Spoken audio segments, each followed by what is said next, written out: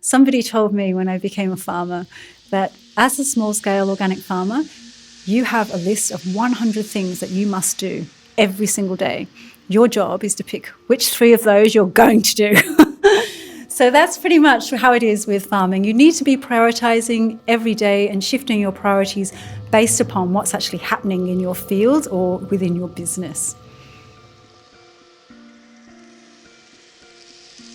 Hello and welcome to Propagate, the podcast devoted to young farmers and fishers. This episode is all about Sheia Kironn. She's the driving force behind Lifeforce Farm. She knows plenty about juggling priorities because she's responsible for all aspects of the business, all the way from planning and growing through to deliveries and marketing. She has a certified organic farm just outside the beautiful town of Mullumbimby near Byron Bay, but the love affair with growing goes back quite a long way, both in time and location. I grew up in England. I grew up in the Midlands. We had an allotment where I lived in the Midlands, and that was an early influence for me. My grandmother lived in public housing in Birmingham, in quite a low socioeconomic region. That's where my family are from.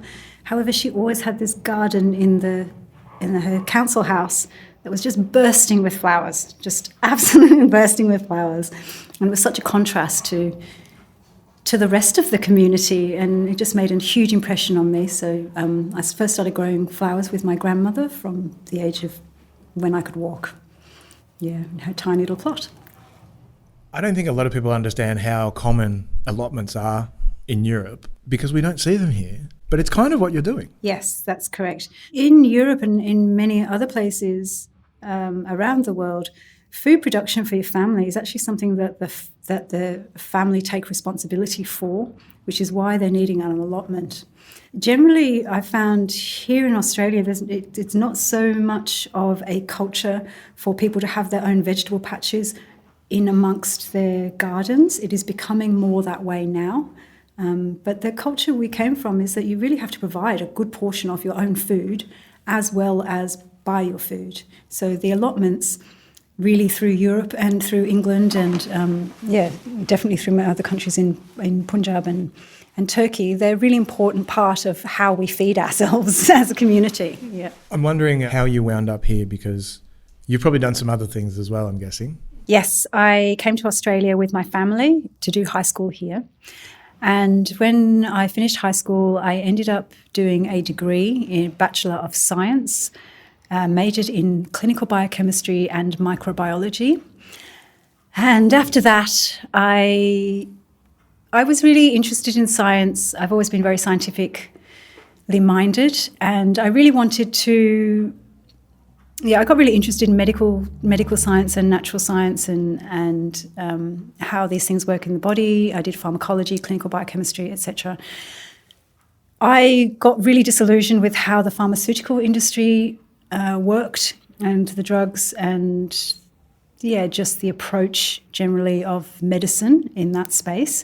So, I didn't end up continuing with my science degree. What I really wanted to do was to bring validity to natural therapies. However, I am using medical science. However, I quickly realised that whatever research that I did would be bought by pharmaceutical companies, put into a pill and sold to the customer, which was not my intention of what I wanted my research to go towards. So I moved away from that field entirely and then went into natural therapies itself. So I then studied naturopathy, Ayurveda, kinesiology, feng shui, counselling. I've got quite a few modalities under my belt, which I did then for maybe a good 10 plus years from that point. And I worked in corporate Australia as well. And then from there, I moved to Hemp Foods Australia, where I started a company with my ex-partner, Paul Benham. And we sold hemp seeds and protein and oil and promoted that product in Australia for 7 years prior to me coming to the farm here. And then I tried to also introduce the concept of hemp farming and talk to grain farmers about introducing industrial hemp into their grain rotations, into their crop rotations. I can't imagine it was an easy sell trying to get hemp going. No, it's a really, really challenging in this country to do that. Yeah, for a variety of reasons. Because we don't have good growing seed here, we have a different climate, and the amount of infrastructure that's required in order to use the product and to make it a viable industry in Australia. We don't have any of the infrastructure available here. We don't have mills available here. We don't have processing, fibre processing. Everything really needs to be built from scratch in terms of the hemp industry over here, which is why at this stage it is a cottage industry, but it will develop and grow over time, we hope. Yeah. It's pretty clear from listening to Sheia that she isn't afraid of shaking things up or trying her hand at something new, which is lucky because making the switch from an eager green thumb into an organic entrepreneur isn't exactly straightforward. So what was that journey like, and how did she build the skills needed to make a new business a success?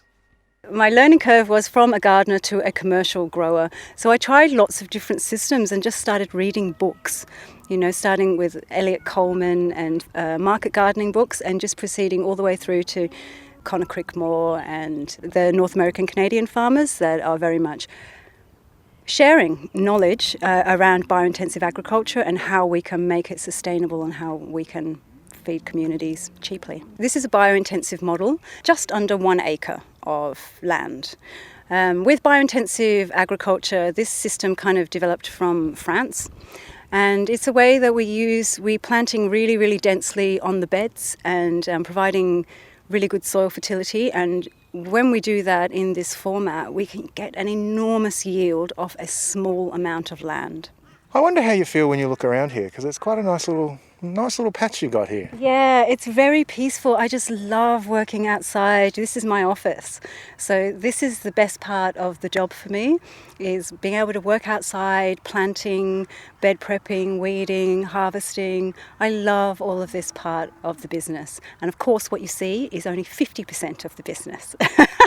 So in farming, all of that constitutes 50%. The other 50% occurs post-harvest packing, processing, selling, doing website stuff, communicating, selling out to channels, communicating with my customers, all of that social media. That's my automatic irrigation you can hear coming on now. Yes. How technologically advanced are you here? Yeah, quite advanced actually.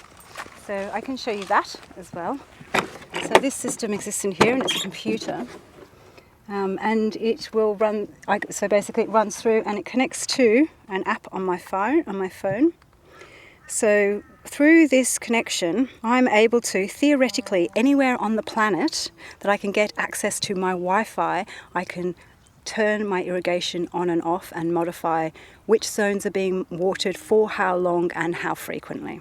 So this is a really critical part for me because I don't live on site here. And it is a major issue with irrigation, especially in the summertime here. We're often not getting rain for 4 or 5 months at a time.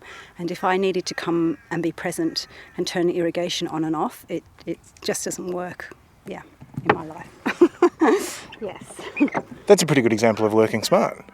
Yes, I love being a farmer in this day and age because there are so many tools that we can use that were not available to us pre-internet, pre-Wi-Fi. Yeah, it's amazing the amount of things we can use. And there's also a lot of tools that have been come out that are actually specified and developed for people like me to make our work more efficient. And these tools are relatively cheap. If there is a tool under $5,000 that I can buy that will make what I'm doing quicker, easier, use less labour, then I will invest in that tool, definitely. The other thing you briefly touched on was making it work for you. So how important is that? Well, it has to be if you want to be sustainable. So within permaculture principles, we need to be sustainable in the environment, we need to be sustainable financially, we need to be sustainable personally, we need to be sustainable within our communities. So if any one of those is not sustainable, then actually I'm not sustainable because my farm relies upon me for its survival. Without Sheia, Lifeforce Farm doesn't exist. So if I don't look after what is going to work for me in my lifestyle, then my farm is not going to thrive. Yeah. So that's one way to maintain a work-life balance. Build it right into the business plan. The mix of modern and old school at Lifeforce Farms is really interesting, and it filters into everything that Sheia does. A new focus for the farm right now is connecting to the public and explaining the realities of organic growing. Now, of course, that means social media, but it's a little bit deeper than taking selfies with silver beet. For me, it's another way that I can provide people access to the farm so that they can see where their food's coming from, so that they can, so they actually are able to ground that into a reality. So I'm wanting people to be able to connect with my farm, and obviously I can't have everyone come to the farm, but I can share pictures, I can share stories, I can share, things that I'm doing, tasks and the various daily occurrences of farm life, of being a farm her, which is what I am. And so this is how I run with the social media. I'm glad you mentioned farm her. Where did that come from? It's just a quirky play on words. I like to play with words, I think. Really, for my industry, the vast majority of my colleagues are in their late 60s and they're male. Now, this is just a common statistic in Australia. That's just where it's at. The vast majority of our farmers are older and men. So me being a farm her, I'm a younger female farmer. So, is that a good thing or a bad thing? I believe it's a great thing because I bring a diversity of the way that I look at what I'm wanting to do. I do things slightly differently because of my perspective and because of who I am and because of my different life experiences. So I believe it brings a great deal to the space, even though, it's quite different to what my colleagues probably are used to. What are the challenges been? The challenges are that the majority of the colleagues that I'm dealing with are male and at least 20 years older than me. So that brings in a certain challenge in the fact that I am not only female in a very male-dominated profession, but I'm also an immigrant. I'm from England and I'm also Turkish Indian. So for most rural Australian farmers, they're generally extremely conservative, living in rural Australia, and they never met anybody like me before. So that then becomes the challenge and also the opportunity, because once they get to know me, they see that I work as hard as they do. And generally with farmers, if they see that you work hard, then they will accept you. I've wandered around Mullumbimby a little bit with you. Yes. Everyone seems to know you. Yes. So how important is it to actually get involved in your community, do you think? I think as a farmer, you're one of the backbones of the community, whether you're recognised for that function or not. It's like, the baker, the farmer, the policeman, the fireman, we all have roles in our community and they're all really fundamental roles. And because of the decentralisation of farming, then most people really haven't really been in connection with who their local farmers are.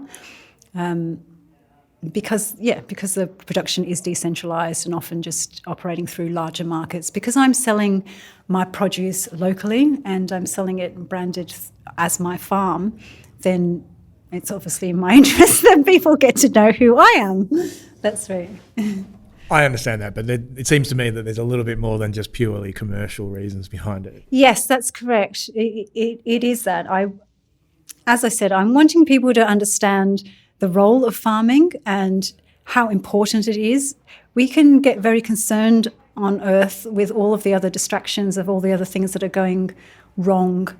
Really, if we can address the simplicity of just looking at our food and, it's just a really big piece, I believe, in how we're operating in society, and farming isn't very visible in the public conversation except when there's a really big drought or a flood or a hailstorm or some other type of natural disaster.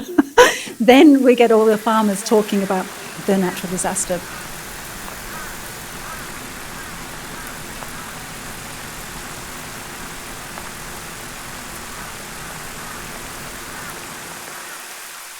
I'm guessing it's not bin day, so what's going on here? These are all my supplements. This is based on the agronomist, so I'm applying here. Because I'm in cattle and mulch country, grasslands are generally acidic, so we're needing to apply dolomite and lime to this particular soil mix, and these are also poultry manure, certified organic poultry manure, and fertilisers that I apply to each bed before raising the beds, before planting out into them. So bed preparation is a really, really, really important part of organic farming, and really it can set up your whole life of that bed, that crop. If you do it well, you'll get great success. If you skimp on it, and you skimp on the wrong parts of it, you're going to have a learning experience. I'm curious then, how many learning experiences have you had in this spot? So many learning experiences. Yeah, like pest problems, disease problems, flood problems, drought problems, irrigation problems. It's farming. Anything can go wrong at any particular time, and as well, not only are you dealing with the business and the human aspect of things going wrong, we're then also dealing with nature and how that influences us as well, because that's the difference with our work as opposed to a human-based work, is that we're bound by nature. Good farming is about preparation, it's about organisation, and when we're considering organics, conventional produce in Australia is not valued very highly. So if you're working off a small block of land like I am for 1 acre, then if I was to produce this and sell it on the conventional market, I'm going to get a lot less money, like actually 50% less money. So by this farm being a certified organic operation, it means that I double the bottom line, the wholesale value of any crop that I sell off the farm. If I wanted, in order to be able to keep the same income, I would have to have double the size of farm if I was not certified organic. And organics is what is growing in the country, certified organic production. Now, looking around, it seems that you're pretty close to being on the edge of everything. So when you look at this, do you think, if only I had double the size? Or is it just like, no, this is working for me, this is perfect? Yeah, no, I'm not going to increase the size, no. That's definitely not going to be the case, no. This size is enough for me, it's enough to work, and there's enough production that comes off the site in order to keep the operation going. So yeah, you can have bigger farms, but then you've got to really know why you're wanting to do that. Just being bigger isn't necessarily going to make more money. It might just it will make my life more complicated, because then I'm managing staff, I'm managing multiple sites and managing things like that. So yeah.